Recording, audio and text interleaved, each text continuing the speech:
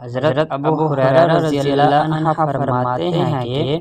نبی کریم صلی اللہ علیہ وسلم نے فرمایا، جب اللہ کسی بندے سے محبت کرتا ہے تو جبریل علیہ السلام کو آواز دیتا ہے کہ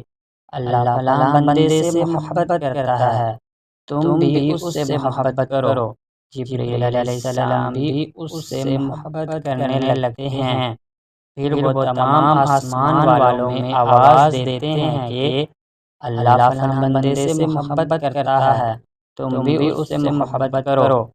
پھر تمام آسمان والے اس سے محبت کرنے لگتے ہیں۔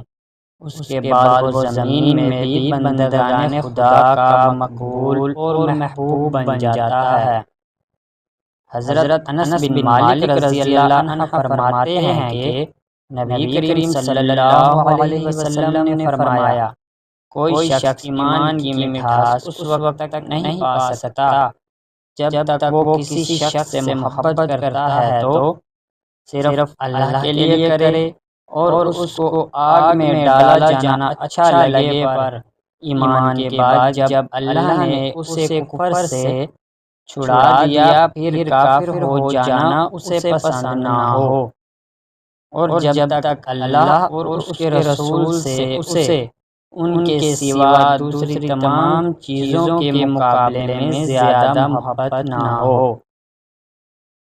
حضرت ابو ہریرہ رضی اللہ عنہ نے رسول اللہ صلی اللہ علیہ وسلم سے روایت کی کہ آپ صلی اللہ علیہ وسلم نے فرمایا، صدقے نے مال میں کبھی کوئی کمی نہیں کی، اور معاف کرنے سے اللہ تعالی بندے کو عزت ہی میں بڑھاتا ہے، اور کوئی شخص صرف اور صرف اللہ کی خاطر تواضع انکسار اختیار نہیں کرتا،